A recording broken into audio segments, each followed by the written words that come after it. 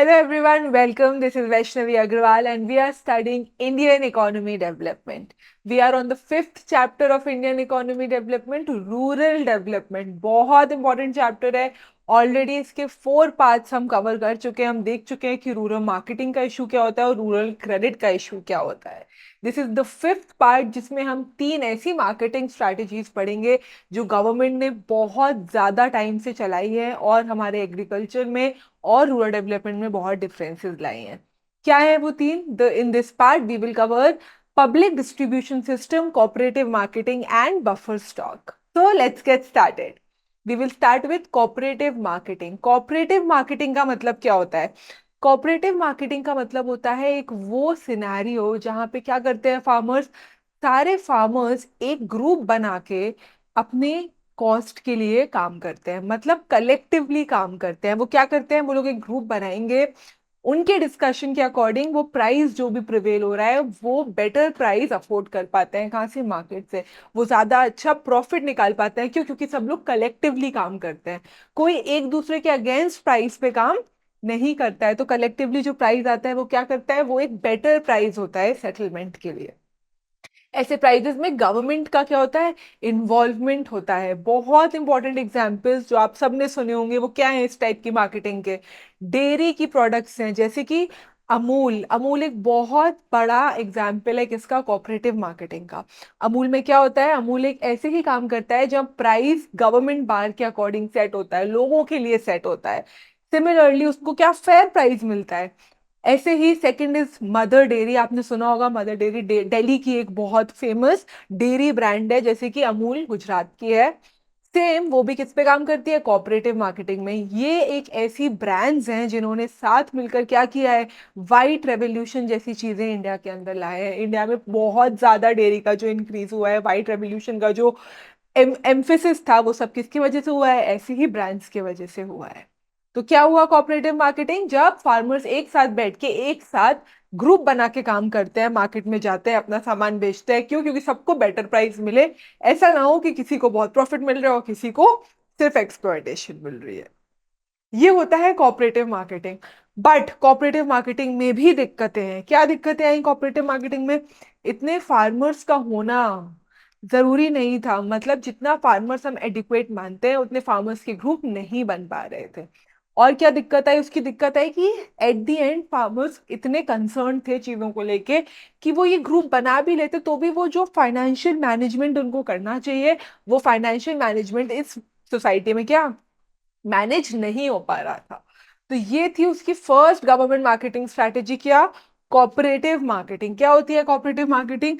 Cooperative marketing is a significant progressive step in the context of agriculture market system. Agriculture market system में आगे बढ़ने के लिए एक बहुत इंपॉर्टेंट स्टेप है. It is a process where farmer comes together. क्या होता है इसमें? इसमें सारे फार्मर साथ आ जाते हैं एंड कलेक्टिवली मार्केट, और एक साथ बिजनेस करते हैं and sell their agriculture products, और अपने एग्रीकल्चर प्रोडक्ट साथ में बेचते हैं. किसमें? बेटर प्राइजेस में. जो प्राइस उनको मिलने वाला था उससे ज्यादा अच्छे प्राइस में बेचते हैं. एग्जाम्पल क्या है? मदर डेयरी दिल्ली का एक बहुत इंपॉर्टेंट एग्जाम्पल है, और दूसरा अमूल गुजरात का बहुत इंपॉर्टेंट है. They provide milk and milk products, dairy products provide करते हैं. And the rates are controlled by the government. तो ऐसी सोसाइटीज को हम क्या बोलते हैं? ऐसी सोसाइटीज को हम बोलते हैं हमारी cooperative marketing societies. Milk cooperatives in Gujarat, मतलब अमूल की बात हो रही है. It's the most important example of cooperative marketing in India. Rural India में कोऑपरेटिव मार्केटिंग का सबसे मेजर एग्जांपल क्या है? अमूल है. These cooperatives have not only changed the social and economic fabric. इससे सिर्फ ये नहीं हुआ है कि लोगों के बीच की सोशल इनइक्वालिटी कम हो गई, और ये भी कि इकोनॉमी के लिए अब सब लोग उस चीज को अफोर्ड कर सकते हैं. यहाँ पे अमूल का कॉन्सेप्ट क्या था? अमूल का कॉन्सेप्ट प्रॉफिट मैक्सिमाइजेशन नहीं था, प्रॉफिट और सोशल वेलफेयर का मर्ज था. तो ये सोशल और इकोनॉमी के लिए तो वो चेंज लाए हैं, बट इसके अलावा एक बहुत बड़ा चेंज क्या लाए हैं? Also they have played a key role in white revolution in India. Dairy को इतना आगे बढ़ाने में, इंडिया को इतना बड़ा एक्सपोर्टर बनाने में बहुत मेजर चेंज कौन लाया है? Amul dairy and mother dairy लाए हैं. बट इसके बाद भी कोऑपरेटिव मार्केटिंग अच्छे से काम करने के बाद भी कोऑपरेटिव मार्केटिंग में क्या है, इश्यूज हैं। क्या इश्यूज हैं? इनएडिक्वेट कवरेज ऑफ फार्मर मेंबर्स, जितने फार्मर मेंबर्स होने चाहिए ग्रुप में कि वो सब एक साथ जाके बिजनेस करें, एक साथ पैसा कमाएं, उतना नहीं है। Lack of appropriate link between marketing and processing cooperative, जो भी कोऑपरेटिव्स हैं वो जिस भी मार्केट में जाके अपना काम कर रहे हैं उनके बीच में जो कम्युनिकेशन लिंक होनी चाहिए, क्योंकि एट द एंड ये फार्मर्स हैं, तो वो कम्युनिकेशन लिंक बहुत जगह क्या होती है, लैक करती है। ये भी बहुत दिक्कत वाली बात है। और लास्ट क्या है कि अपना जो फाइनेंशियल मैनेजमेंट है वो इनएफिशिएंट है। जितना इफेक्टिव हमारा फाइनेंशियल मैनेजमेंट होना चाहिए सिटी में वो नहीं है, इस सिचुएशन में वो चीज उतनी ज्यादा इफेक्टिव नहीं है। कोई भी डाउट? बहुत क्लियर हुआ कि कोऑपरेटिव मार्केटिंग क्या होती है। क्या देखा हमने, क्या होती है कोऑपरेटिव मार्केटिंग? कोऑपरेटिव मार्केटिंग में अलग अलग फार्मर्स ग्रुप बना के एक साथ काम करते हैं, एक साथ किसी मार्केट में जाके अपना सामान बेचते हैं, और क्योंकि वो सब एक साथ होते हैं कोई उनको क्या नहीं कर सकता है, मैनिपुलेट नहीं कर सकता है, और सबको जो इंडिविजुअली जाके प्राइस मिलता है उससे बेटर प्राइस मिलता है। ये होता है कोऑपरेटिव मार्केटिंग। कोई doubt? Next very important marketing strategy that we are going to study, बहुत ज्यादा इंपॉर्टेंट है, डेफिनेटली आप लोगों ने नाम सुना होगा। उसको हम क्या बोलते हैं? उसको हम बोलते हैं बफर स्टॉक। क्या बोलते हैं? Buffer stock. बफर स्टॉक क्या होता है, इसको हम एक कहानी की तरह समझेंगे। Take it like a story and you will understand it. फिर आपको कभी ये नहीं लगेगा कि आपको याद करना पड़े बफर स्टॉक क्या होता है। ठीक है? बफर स्टॉक एक गवर्नमेंट की स्कीम है। किसकी स्कीम है? गवर्नमेंट की। गवर्नमेंट ने क्या किया, यहाँ आया अपना government of India. Government of India ने अपनी गवर्नमेंट, जैसे कि हर एक चीज का क्या होता है, एक डिपार्टमेंट होता है, ऐसी गवर्नमेंट का जो फूड डिपार्टमेंट है उसको हम क्या बोलते हैं? एफसीआई बोलते हैं। What is FCI? FCI is food corporation of India. तो गवर्नमेंट का ये एक ऐसा पार्ट है जो पूरे इंडिया में फूड की सिक्योरिटी देखता है कि कहाँ फूड अवेलेबल है, कहाँ पे फूड की क्या दिक्कत चल रही है, या फिर फूड का क्या क्वालिटी है। हर एक चीज फूड से रिलेटेड अपने कंट्री की कौन देखता है? Food corporation of India, FCI देखती है। गवर्नमेंट की एक क्या है, ये गवर्नमेंट की एक ऑर्गेनाइजेशन है। क्लियर? अब यहाँ क्या हुआ, यहाँ गवर्नमेंट ने दो चीजें देखी। पहली चीज इसको पता था कि गवर्नमेंट एक जो प्रॉब्लम देख रही है वो देख रही है फार्मर्स की प्रॉब्लम। गवर्नमेंट एक फार्मर्स की प्रॉब्लम देख रही है। क्या प्रॉब्लम थी फार्मर्स की? फार्मर्स की एक बहुत बड़ी मार्केटिंग प्रॉब्लम थी कि उनके पास स्टोरेज नहीं थे, वेयर हाउसेज नहीं थे। तो वो क्या करते थे, वो यहाँ पे डिस्ट्रेस सेल कर देते थे। मतलब अगर उनके पास स्टोरेज नहीं है तो वो क्या करेंगे, जिस भी पैसे में सामान अभी बिक रहा है उस पैसे में सामान बेच देंगे। तो यहाँ गवर्नमेंट को पता था कि ये लोग यहाँ पे बहुत ज्यादा एक्सप्लॉइट हो रहे हैं। तो एक प्रॉब्लम गवर्नमेंट को ये पता थी। दूसरी प्रॉब्लम हमें ये पता थी कि इंडिया में फूड इनसिक्योरिटी बहुत ज्यादा है। मतलब अगर कभी कोई भी किलैमिटी आ गई, कोई वेदर कंडीशन आ गई, या कुछ कोविड जैसा बड़ा आ गया, तो क्या गवर्नमेंट उतनी प्रिपेयर्ड है कि वो अलग अलग जगह हर एक इंसान को खाना प्रोवाइड करवा पाए? हर जगह फूड एक्सेसिबल है कि नहीं, अफोर्डेबल है कि नहीं, अवेलेबल है कि नहीं, ये तीनों प्रॉब्लम इंडिया देख रही थी पॉपुलेशन के वजह से। तो इस टाइम गवर्नमेंट ने क्या सोचा, इस टाइम गवर्नमेंट ने सोचा कि फार्मर्स जो ये दिक्कत है, किस चीज की दिक्कत, कम पैसों में बेच देने वाली, और जो फूड इनसिक्योरिटी की दिक्कत है इंडिया की, इनको मिला के हम एक सोल्यूशन निकालते हैं। और क्या सोल्यूशन निकाला? गवर्नमेंट ने सिंपल चीज बोली कि अगर फार्मर्स एक्सप्लॉइट होके, ट्रेडर्स जो उनसे हैं, अगर वो ट्रेडर्स को वेयर हाउस ना होने की वजह से 10 रुपए में चीज बेच रहे हैं, वो 10 रुपए की डिस्ट्रेस सेल कर रहे हैं, तो गवर्नमेंट ने क्या बोला कि एफसीआई 10 की जगह 20 रुपए में फार्मर से वो सामान खरीदेगा। क्या करेगा? 20 रुपए में वो सामान क्या खरीदेगा, फार्मर से खरीदेगा। अब इस सिचुएशन में क्या हुआ, फार्मर पहले जो चीज 10 की बेच रहा था अब वो 20 की बेच रहा है, तो फार्मर को यहाँ पे प्रॉफिट हो गया। क्या हो गया? प्रॉफिट हो गया। और जिस प्राइस में बेचा फार्मर ने एफसीआई को, इसमें को हम क्या बोलते हैं, मिनिमम सपोर्ट प्राइस बोलते हैं। ऑलरेडी हम ये टॉपिक कवर कर चुके हैं। कोई डाउट? अब यहाँ फार्मर्स की प्रॉब्लम सॉल्व हो गई कि नहीं? अब इनके पास जो भी एक्स्ट्रा सामान था वो सब खराब नहीं हो रहा है। अब उनको वो सामान 10 रुपए में ट्रेडर्स को नहीं बेचना पड़ रहा है। वो अपना सामान अच्छे से रखकर प्रॉफिट ज्यादा बनाकर गवर्नमेंट को दे रहे हैं, और उनके पास कोई चीज वेस्ट भी नहीं हो रही है और पूरा पैसा भी मिल रहा है। तो वो फेयर सिचुएशन में आ गई। ये प्रॉब्लम यहाँ क्लियर हो गई एमएसपी पे। नेक्स्ट प्रॉब्लम अपनी क्या थी कि फूड कैसे इनसिक्योरिटी खत्म करोगे। मतलब इंडिया में फूड इनसिक्योरिटी का मतलब है availability of food, affordability of food and accessibility. दुनिया की हर एक क्षेत्र में फूड अवेलेबल होना चाहिए, इतना एक्सेसिबल होना चाहिए कि लोगों को दिखे, और अफोर्डेबल होना चाहिए, ऐसे प्राइस में होना चाहिए कि लोग खरीद पाए। तो अब इंडिया ने बोला जो आपने यहाँ पे पूरा सामान लिया है उसको क्या करो, उसको गवर्नमेंट को दे दो। वो सामान जो इसने 20 रुपए में फार्मर्स ने लिया वो गवर्नमेंट ने ले लिया, और गवर्नमेंट ने क्या किया, गवर्नमेंट ने उसको स्टॉक इन्वेंट्री बना के अपने पास रख दिया।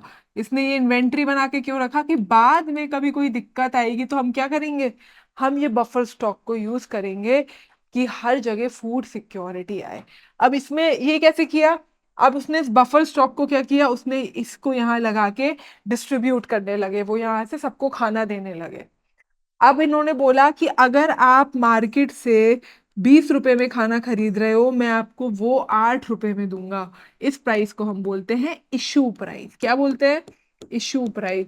मतलब यहाँ पे भी गवर्नमेंट ने क्या किया, महंगे में लेके सस्ते में बेच दिया लोगों को, तो यहाँ लोगों का भी फायदा हो गया, फूड सिक्योरिटी भी आ गई। कोई डाउट, ये पूरी जो सिनेरियो है इसे हम बफर स्टॉक बोलते हैं।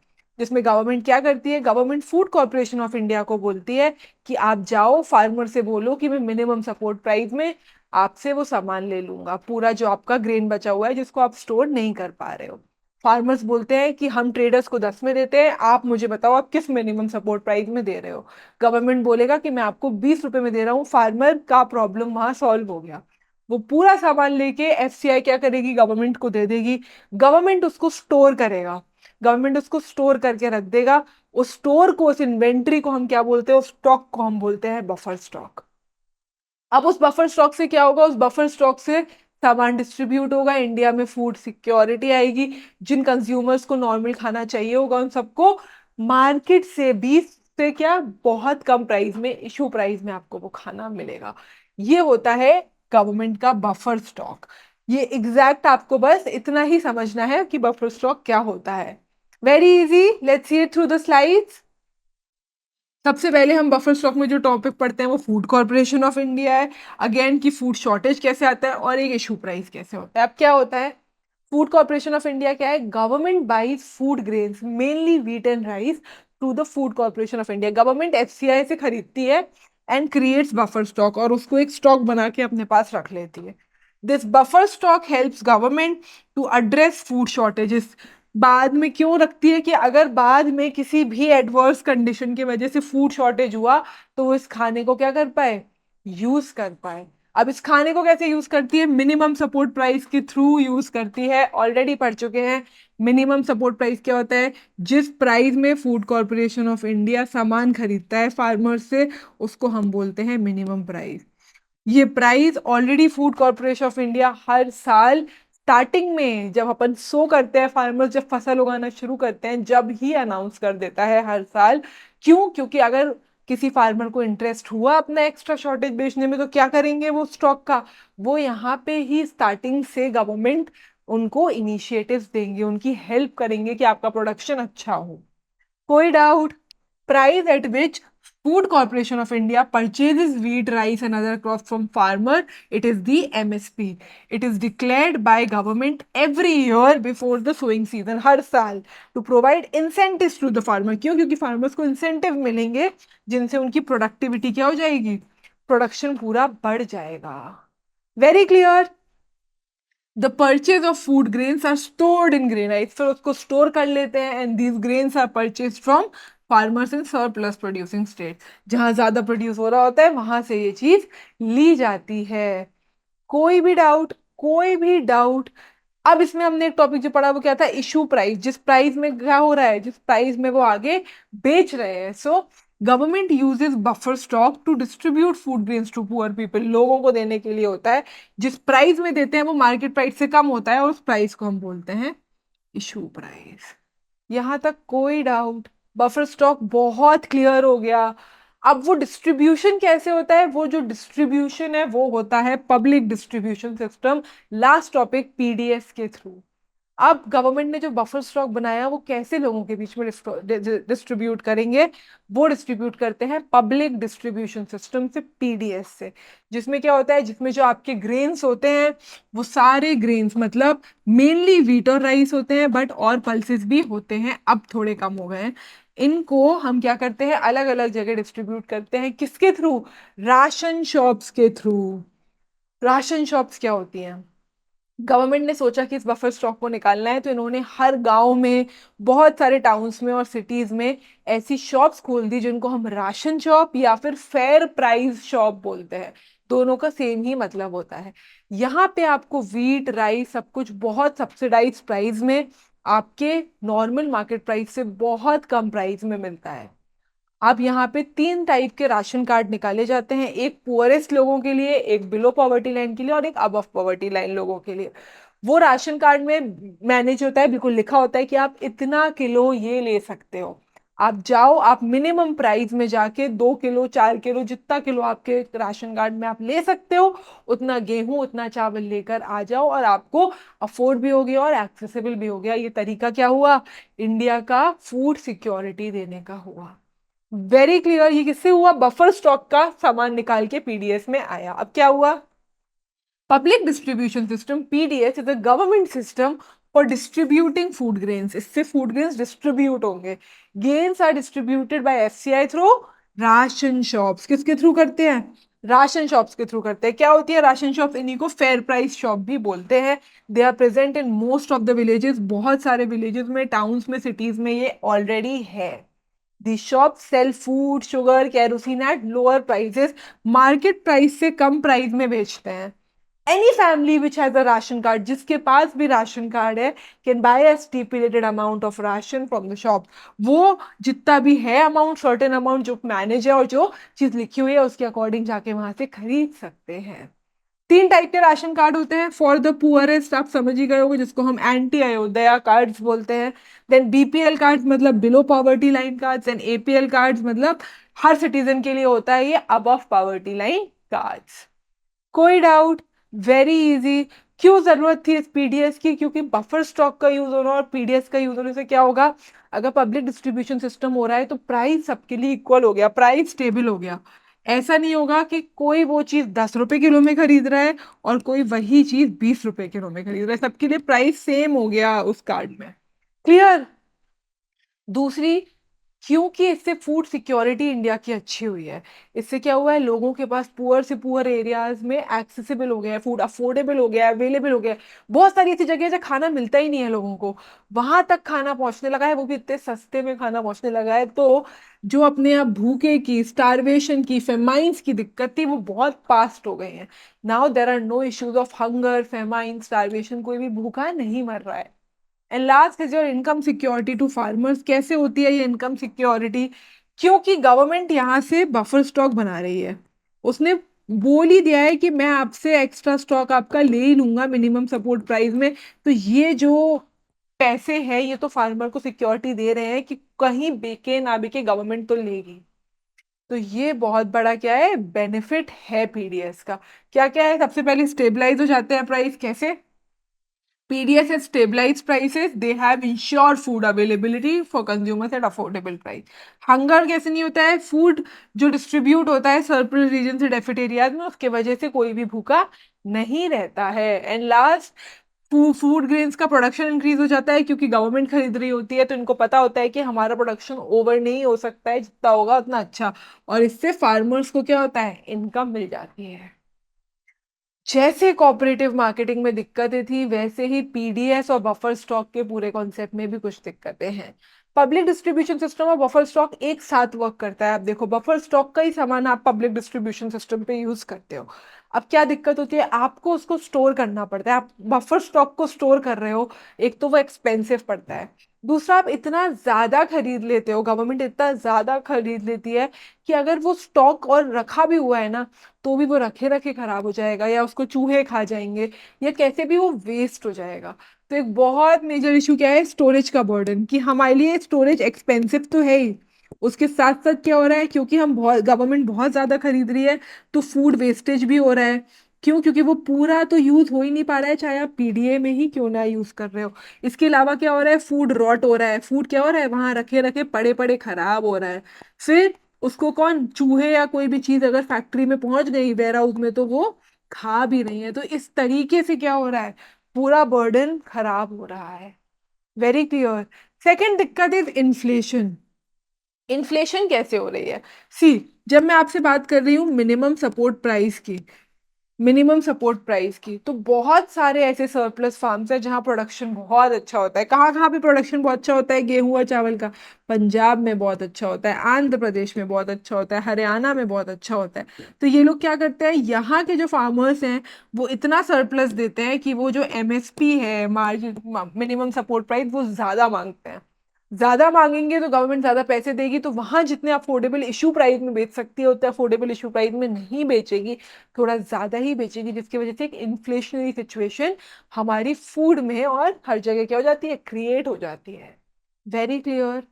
Third is only wheat and rice. मैंने आपको बोला था कि पहले बहुत सीरियल कोर्सेज सारे और ये सब होता था, लेकिन अब मोस्टली फार्मर्स क्या करते हैं, सिर्फ व्हीट और राइस प्रोड्यूस करते हैं। ऐसा क्यों? क्योंकि व्हीट और राइस में जो एमएसपी, जो सपोर्ट प्राइस मिलता है गवर्नमेंट से, वो बहुत ज्यादा होता है। तो इन लोगों ने क्या किया, इन्होंने हर तरीके का कैश क्रॉप, कमर्शियल क्रॉप बनाने ही बंद कर दिया। क्यों? क्योंकि यहाँ पैसा ज्यादा मिलेगा, इसीलिए ये बहुत बड़ा निग्लेक्ट हो गया।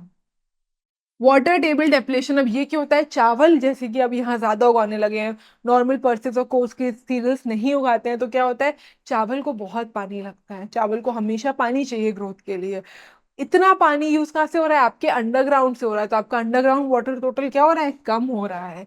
And last is issues with PDS dealer. जो राशन शॉप के डीलर्स हैं उनके साथ क्या दिक्कत है, सबसे बड़ी दिक्कत तो ये है कि वो करप्टेड है। करप्टेड है तो वो क्या करते हैं, वो जो भी गवर्नमेंट के थ्रू पीडीएस में आता है गेहूं और अच्छी क्वालिटी वाला चावल, वो सब जाके मार्केट में बेच देते हैं ज्यादा पैसे कमाने के लिए। उसके बाद चीप प्रोडक्ट्स लाके राशन शॉप में बेचते हैं जितने प्राइस में बिकते हैं। तो ये करप्टेड है। और क्या करते हैं, बहुत इनएफेक्टिव है, इनएफिशिएंट है। इनएफिशिएंट है का मतलब कि कभी भी खुल रही है शॉप, राशन शॉप, कभी नहीं खुल रही है, कोई कंट्रोल नहीं है, लगता ही नहीं है कि गवर्नमेंट के एम्प्लॉयज वहां पे काम कर रहे हैं। कोई भी प्रॉब्लम जो समझ नहीं आई हो, स्लाइड से देखते हैं क्या क्या थी। सबसे पहली दिक्कत है स्टोरेज की दिक्कत। क्या दिक्कत है, MSP leads to the government buying more food grains than needed. जितनी जरूरत है उससे ज्यादा खरीद लेती है। फिर इसको स्टॉक पाइल को रखना बहुत एक्सपेंसिव होता है। बहुत सारे जो ग्रो है ग्रेन्स, वो क्या होता है, रॉट हो जाते हैं, खराब हो जाते हैं। बहुत सारे उनको रैट्स खा लेते हैं। रैट्स क्या होते हैं, खा लेते हैं, और इन सब चीजों की वजह से वो खराब हो जाता है। Next is inflation. इन्फ्लेशन क्यों होता है, बहुत सारे स्टेट्स हैं लाइक पंजाब, हरियाणा, आंध्र प्रदेश, ये लोग क्या करते हैं, ये लोग हायर एमएसपी मांगते हैं, जिससे क्या होता है, इन्फ्लेशन आ जाता है। वीट और राइस क्यों दिक्कत है, वीट और राइस इसलिए दिक्कत है क्योंकि इससे अलग जो क्रॉप्स थे वो क्या हो जाते हैं, निग्लेक्ट हो जाते हैं। क्यों हो जाते हैं, क्योंकि यहाँ पे जो एमएसपी बेनिफिट्स हैं वो क्या है, बहुत ज्यादा है। Very clear. नेक्स्ट क्या देखा, नेक्स्ट हमने देखा वाटर टेबल कम होता है। क्यों होता है, farmers are switching from growing coarse cereals to wheat and rice. अब सिर्फ व्हीट और राइस प्रोड्यूस कर रहे हैं, higher MSP for these grains. क्यों? क्योंकि यहाँ पे ज्यादा पैसा मिल रहा है, ज्यादा मिनिमम सपोर्ट प्राइस मिल रहा है, पर इनको ज्यादा पानी चाहिए, जिसकी वजह से आपका अंडरग्राउंड पानी, अंडरग्राउंड रिसोर्सेज एक्सप्लॉइट हो रहे हैं। Very clear. Next is issues with PDS dealer. क्या इशू है, diverting grains to open market. Open market में चले जाना, क्यों, बेहतर पैसे कमाने के लिए चले जाना। Selling poor quality grains, ration shop में क्या करना, उसको पुअर क्वालिटी सामान बेचना, क्योंकि अच्छा तो तुमने मार्केट में बेच दिया। And last, irregular opening of shops. आपकी शॉप कब खुल रही है, कोई इफेक्टिवनेस नहीं है, कोई कंट्रोल नहीं है, कोई मैनेजमेंट नहीं है। कोई भी डाउट? Very clear. जल्दी से रिवाइज करते हैं हमने क्या क्या देखा। हमने यहाँ पे तीन चीजें पढ़ी आज। क्या क्या, cooperative marketing, buffer stock and public distribution system PDS. Cooperative marketing, जब फार्मर्स साथ में होकर एक जाके बिजनेस करते हैं और सब लोग फेयर प्राइस पे पैसा कमाते हैं। ऐसा नहीं होता है कि उनका प्राइस लो गया हो, हमेशा बेटर प्राइस पे ही वो पैसे कमा रहे होते हैं। अमूल, मदर डेयरी, सब कोऑपरेटिव मार्केटिंग के बहुत मेजर एग्जाम्पल्स हैं। इसमें भी दिक्कतें आई। क्या दिक्कतें आई कि एडिक्वेट नंबर ऑफ फार्मर्स नहीं थे, मैनेजमेंट जो फाइनेंसिस का था वो बहुत ज्यादा क्या था, इनएफिशिएंट था, उसके अलावा जो कम्युनिकेशन होना चाहिए कॉपरेटिव्स के बीच में और मार्केटिव्स के बीच में, वो मार्केट्स और कॉपरेटिव्स के बीच में कम्युनिकेशन इशू था। फिर हमने पढ़ा कि बफर स्टॉक क्या होता है। बफर स्टॉक होता है कि गवर्नमेंट क्या करती है, फार्मर्स से मिनिमम सपोर्ट प्राइस में ले लेती है सामान जो कि मार्केट प्राइस से ज्यादा होता है, उस सामान को स्टॉक बना के रख लेती है, उस स्टॉक को हम क्या बोलते हैं, बफर स्टॉक बोलते हैं। बफर स्टॉक को हम कैसे यूज करते हैं, बफर स्टॉक को हम फूड सिक्योरिटी के लिए यूज करते हैं, और पब्लिक डिस्ट्रीब्यूशन सिस्टम उस फूड सिक्योरिटी का एक पार्ट है। पब्लिक डिस्ट्रीब्यूशन सिस्टम में गवर्नमेंट ने क्या किया, बहुत सारी राशन शॉप्स खोली, राशन शॉप्स में वीट, राइस, कैरोसिन, हर चीज को कम प्राइस में, इशू प्राइस में बेचते हैं वो लोगों को, कि हर जगह खाना पहुंचे, अफोर्ड भी कर पाए और एक्सेस भी कर पाए। अब इन दोनों सिचुएशन में प्रॉब्लम क्या आती है, स्टोरेज की प्रॉब्लम आती है। इतना सारा खाना होता है कि आधा सड़ जाता है, आधा जानवर खा लेते हैं, और आधा क्या होता है, एक्सपेंसिव पड़ता है क्योंकि हमें उतना स्टोर करना पड़ता है। बहुत सारे स्टेट्स में एमएसपी ज्यादा मांगी जाती है, क्यों, क्योंकि वहां का सरप्लस बहुत ज्यादा होता है। तो उसकी वजह से क्या होता है, उसकी वजह से इन्फ्लेशन आ जाता है। सिर्फ राइस और व्हीट, क्योंकि उनमें एमएसपी ज्यादा है, तो उसको ग्रो ज्यादा करने से क्या होता है, वाटर लेवल भी कम हो जाता है। तो ऐसे बहुत सारे इश्यूज पीडीएस और बफर स्टॉक भी साथ में देखता है। बट ये तीन, cooperative marketing, buffer stock and public distribution system, और मेजर गवर्नमेंट स्कीम्स जिसने क्या किया है, फार्मर्स को एक फेयर पोजीशन में लाके खड़ा किया है, एग्रीकल्चर मार्केटिंग, रूरल मार्केटिंग को डेवलप करने में हेल्प की है। Very clear. We are done with this topic. Let's revise with the assessments. Question number first. Government step towards better rural marketing are, इनमें से कौन सा स्टेप लिया गवर्नमेंट ने बेटर मार्केटिंग के लिए, PDS and buffer stock, yes, दोनों चीजें क्यों की थी, बेटर मार्केटिंग के लिए। Cooperative marketing, yes, again cooperative marketing क्यों होती है, बेटर के लिए, साथ में बेटर प्राइस मिलेगा, पीडीएस में सबके पास खाना पहुंचेगा, डिस्ट्रीब्यूट होगा, बफर स्टॉक में क्या होगा, फूड सिक्योरिटी आएगी और किसी का खाना वेस्ट नहीं होगा। सो बोथ आर करेक्ट, तो your answer would be C, both A and B. Green revolution, no, green revolution marketing के लिए नहीं थी, रूरल डेवलपमेंट के लिए जरूर थी। रूरल मार्केटिंग नहीं, प्रोडक्शन के लिए थी। किसके लिए थी, हायर प्रोडक्शन के लिए थी। So this would be also wrong. So your answer would be both A and B are correct. Next question, question number second. Cooperative marketing society help farmer in, किस चीज में कोऑपरेटिव मार्केटिंग सोसाइटी हेल्प करती है farmer को, वो लोग एक साथ काम करते हैं तो उनको बेटर प्राइजेस मिलते हैं। तो बेटर मार्केट प्राइजेस, करेक्ट, तो first is correct. Low market prices मिलेंगे तो क्यों करेंगे वो काम, नहीं करेंगे। मोर प्रोडक्शन, प्रोडक्शन में कोई डिफरेंस नहीं आता, आपने जो भी प्रोड्यूस किया है आप उसको ही बेटर प्राइस में बेचते हो। तो this is also wrong, none of the above is wrong, so answer would be A. Better market price के लिए कोऑपरेटिव मार्केटिंग सोसाइटीज बहुत हेल्पफुल होती है। Next question, question number third. What is the drawback of PDS, PDS का क्या drawback है, inflation है। Inflation क्यों है, क्योंकि पंजाब, हरियाणा, आंध्र प्रदेश जैसे लोग क्या करते हैं, वहां के स्टेट्स बहुत ज्यादा सरप्लस होने की वजह से बहुत ज्यादा मिनिमम सपोर्ट प्राइस मानते हैं, जिसकी वजह से इन्फ्लेशन आ जाता है। करप्टेड पीडीएस डीलर्स हैं क्या, यस, कैसे हैं, ये अपने पूरे सामान को क्या करते हैं, ओपन मार्केट में ज्यादा अच्छे मार्जिन के लिए बेच देते हैं और cheap quality products ration shop में बेचते हैं। राशन शॉप को बहुत इरेग्युलर रखते हैं, लोगों को हर टाइम एक्सेसिबल नहीं करवाते हैं फूड, तो ये भी सही है। Primary focus on wheat and rice, yes, ये भी दिक्कत थी, क्यों थी, व्हीट और राइस में पानी कम का हो रहा था, व्हीट और राइस की वजह से कोर्स सीरियल्स जो होते थे, कॉमर्शियल क्रॉप्स, कैश क्रॉप्स, कुछ भी नहीं हो रहा था, क्यों, क्योंकि ये एमएसपी ज्यादा देता है। तो your answer would be D, all of the above are correct. Okay, this is all for today. I hope you understood it. Thank you so much.